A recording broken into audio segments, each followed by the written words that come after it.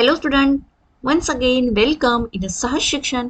तर स्टुडंट्स, आज आपण इयत्ता 5वीचा विषय आहे मराठी बालभारती, त्यामधली 10वी ही जी कविता आहे रंग जादूचे पेटीमधले, या कवितेचा आपण संपूर्ण स्वाध्याय बघणार आहोत. तर या कवितेच्या कवयित्री आहेत पद्मिनी बिनीवाले. तर ही कविता जी दिलेली आहे ही खूप सुंदर आणि खूप समजायला सोपी अशी त्यांनी दिलेली आहे. तर विद्यार्थ्यांनो, तुम्ही चॅनलवरती नवीन असाल तर चॅनलला पटकन सबस्क्राईब करा.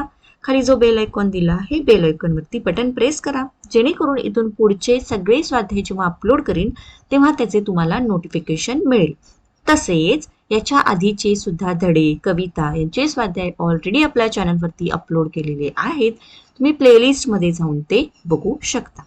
तर आपण आता स्टार्ट करणार आहोत. स्वाध्यायातला प्रश्न पहिला, एका वाक्यात उत्तरे लिहा. त्यामध्ये अ, हिरवे राघू कोठे उडत आहेत? आणि याचे उत्तर, हिरवे राघू आभाळात उडत आहेत. पुढील प्रश्न आ, निर्झर कोठून व कसे वाहतात? उत्तर, निर्झर डोंगरातून खळखळ वाहतात.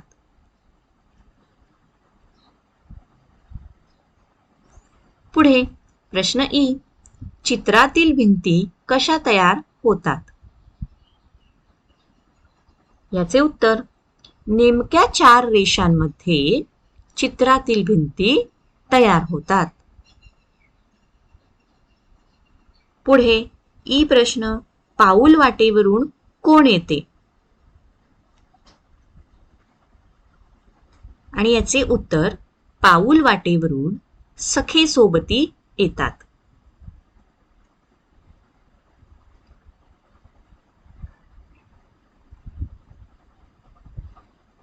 प्रश्न दुसरा, खालील प्रश्नांची उत्तरे लिहा.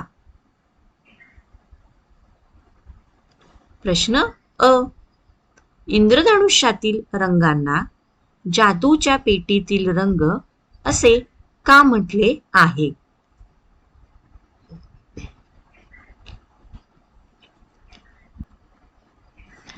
याचे उत्तर, इंद्रधनुष्यामध्ये 7 प्रकारचे रंग असतात.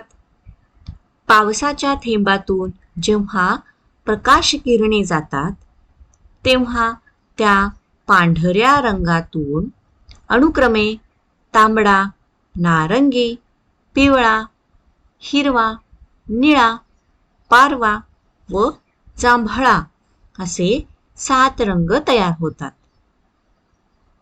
हे 7 प्रकारचे रंग पांढऱ्या रंगात लपलेले असतात. म्हणजे ही जादूच आहे.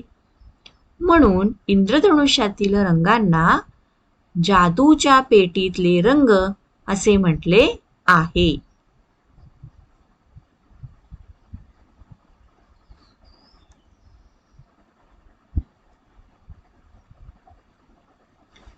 पुढील प्रश्न, कवितेत दिलेल्या प्रत्येक रंगाच्या प्रत्येकी 5-5 गोष्टींची नावे लिहा. तर कवितेमध्ये कोणते रंग दिलेले आहेत बघा. पांढरा, तर त्यासाठी आपण पांढरा कागद, पांढरी गाय,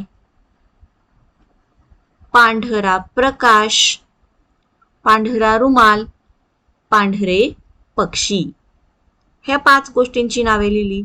त्यानंतर येतो निळा रंग. निळे आकाश, निळी शाई, निळे पाकीट, निळा पेन आणि निळी पट्टी. तर या 5 गोष्टी आपण दिल्या.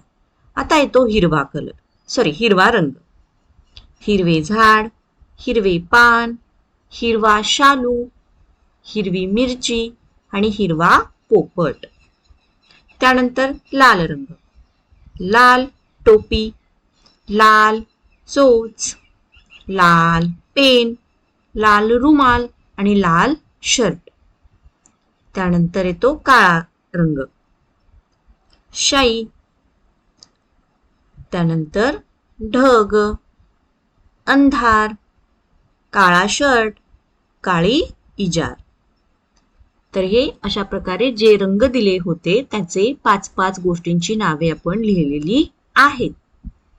त्यानंतर पुढचे रंग आहेत जांभळा, जांभळा वेल, जांभूळ, त्यानंतर शर्ट, वांगे आणि कापड. तर रुपेरी रंग वाळू, चंद्र, मुकुट, साडी आणि चांदणे. त्यानंतर तांबडा रंग, तांबडा रुमाल, तांबडा टेबल, तांबडी माती, तांबडी साडी आणि तांबडा शर्ट. तर बघा अशा प्रकारे आपण प्रत्येक रंगाच्या 5-5 गोष्टींची नावे लिहिलेली आहेत. प्रश्न 3, खालील शब्दांचे समानार्थी शब्द लिहा. खूप सोपा प्रश्न आहे. त्यामध्ये प्रश्न अ. त्याच्यापूर्वी विद्यार्थ्यांनो, तुम्हाला व्हिडिओ आवडत असेल तर व्हिडिओला लाईक करा. असेच स्वाध्यायाचे व्हिडिओ अजून तुम्हाला हवे असतील तर कमेंट बॉक्समध्ये हो ही कमेंट करा. तसेच इतर कुठल्या विषयाचे तुम्हाला स्वाध्याय हवे असतील तर त्यासाठी सुद्धा नक्की कमेंट करा. बघा आता पहिला शब्द आहे आभाळ. आभाळाला समानार्थी शब्द आहे गगन किंवा आकाश. त्यानंतर निर्झर, त्याला समानार्थी शब्द आहे झरा. त्यानंतर घर, समानार्थी शब्द आहे सदन.